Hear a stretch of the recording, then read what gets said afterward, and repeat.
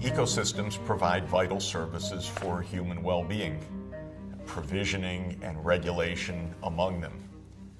Biodiversity, the variation of life within species, across ecosystems, determines to an important extent how well ecosystems perform, and therefore how well they provide vital services for humanity.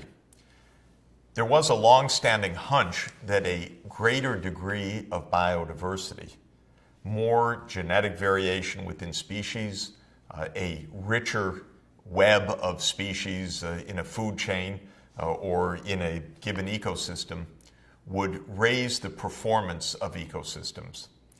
And over the last 20 years, ecologists have been making valiant efforts to understand the linkage of biodiversity to ecosystem functioning. Their conclusion is a very strong one, and that is that biodiversity, biological diversity, raises the performance of ecosystems in valuable ways.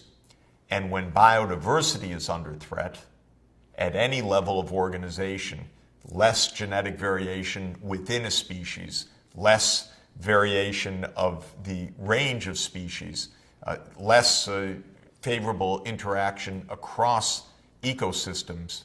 When biodiversity is a threat, ecosystem functions are degraded. Let me give just a few examples of what has been found as reported recently in some overviews of this linkage from biodiversity to ecosystem functions. Consider provisioning, for example, the way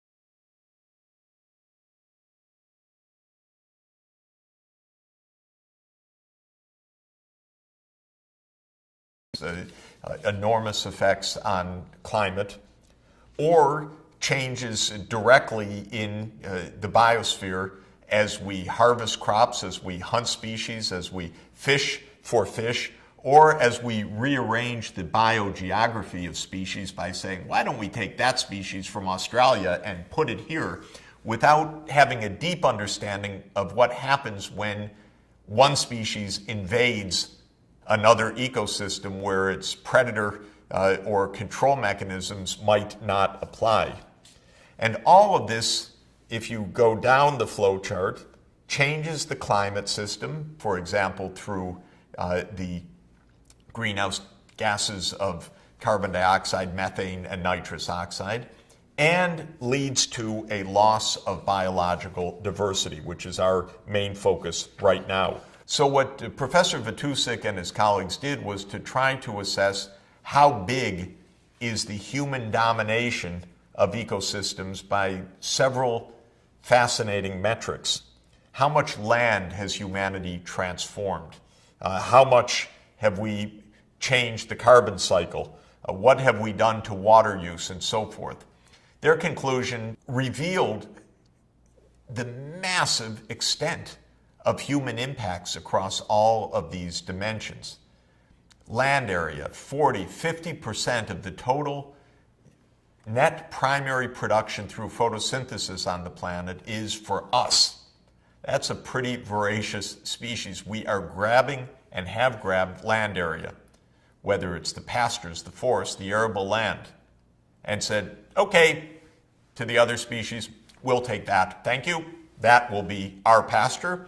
That will be our farmland. And the extent of the human reach on land transformation is perhaps half of the total net primary productivity on the planet.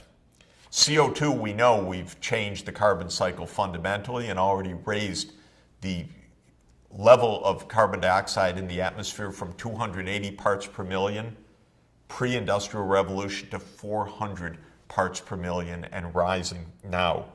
Water use, tens of thousands of dams put on the world's rivers, massive taking of groundwater for irrigation especially, harvesting the flow that comes from glacier melt and that very dangerously for us is going to come to an end as those glaciers retreat and then finally disappear under the force of global warming. Water use in crisis in many, many parts of the world because we have appropriated so much of the available fresh water cycling. Nitrogen, we know we have come to dominate the nitrogen cycle, turning N2 in the atmosphere into so-called reactive nitrogen like ammonia or nitrates and nitrites that can be taken up by living organisms is both a natural process, as we've discussed, but also an industrial process, the Haber-Bosch process, that famous process that enabled humanity to grow so much more food that it made it possible for the population of the planet to rise from not quite 2 billion people at the start of the 20th century to 6 billion people by the end, and now 7.2 billion people. We have threatened species so much that we realize that we need to classify and measure the species that are endangered. We need to understand the extent of these dangers. And the International Union for the Conservation of Nature, the IUCN, is the global scorekeeper of endangered species. It's extremely important to understand what they're measuring and how they're measuring it. And that is shown first on this diagram, which helps us to understand the classification system used by the IUCN. Now, the first thing to say is that there are an unknown number of total species on the planet, and theories vary roughly between 10 million species of all kinds, plants, animals, and microbial life, to possibly up to 100 million species. We've not classified large proportions of those species. So IUCN still is in a process of classification, as is the world scientific community. Of those that are classified, then there are categorizations of species that are not threatened by human activity. They're so in so many places and in such large numbers that humanity does not pose threats, to those that have already been driven to extinction. And you can see here the classification that are of the various gradations of threat. Species that are extinct because of human activity, species that are extinct in the wild but perhaps still live in small numbers in captivity, critically endangered species, vulnerable species, near threatened species, and those of least concern. So the IUCN keeps its so-called red list, which gives the numbers of species in these very threatened categories. And you're looking at the tables for critically endangered, and vulnerable species. And when one looks at the numbers, it's, of course, very, very frightening, because even in a very short period of time, the numbers classified as critically endangered, for example, are soaring. Partly this is through new classifications and adding species that had not been classified before, but it's also very much that human activity is driving species to the state of being critically endangered and to extinction. The IUCN Red List is invaluable, and of course it is profoundly troubling. We know that major classifications of animals and plants are being pushed to the extreme, the critical danger levels, and some to extinction. And just to mention a few that are most dramatic, amphibious species the world over are declining hugely in numbers. And this is taking place across the range of amphibians, and it's taking place all over the world. Recent studies for the United States have shown an enormous drop-off. And one of the frightening things for the loss of amphibians in the United States is those that had the highest proportionate drop-off in frequency of sightings are the ones that were classified by IUCN as the most endangered. And so the declines of amphibious species are not taking place in the most abundant and safest, but in the most endangered. Another major collapse of species are pollinator species, which are so vital for our plants and our fruits and our food provisioning. The honeybee in the United States has been experiencing a dramatic, troubling, and still poorly understood decline in numbers, and in some cases a collapse of bee colonies that has come to be called the colony collapse disorder. And it is so striking with the fall of numbers, but even more striking perhaps that we don't quite understand why, where, what's happening to this radical die-off of bees across the United States. There are many potential culprits.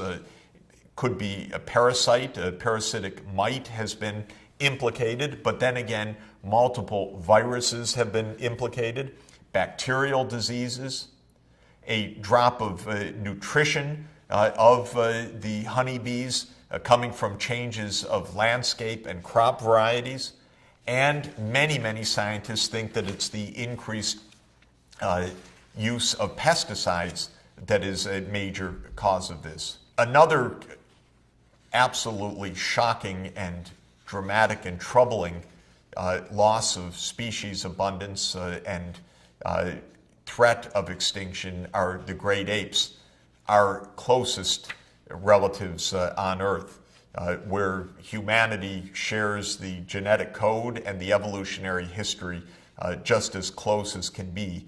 95% or more of the genetic code shared with the great apes, with the gorillas, chimpanzees, orangutans, bonobos, and the dramatic decline of numbers of these great apes and of their habitat in the last 25 years is absolutely shocking. I had the occasion recently to visit one group of eastern mountain gorillas in Rwanda, in Volcano National Park, which is doing a valiant effort to preserve the habitat of the mountain gorillas. It's, of course, an incredible experience to be together with the gorilla group and to see them in the wild. And it was absolutely rather shocking to see how fragile is the remaining habitat for these endangered gorilla groups, because the farmland, under tremendous population pressure, is pushing right up against the cloud forests, the bamboo forests that are the habitat of the mountain gorillas.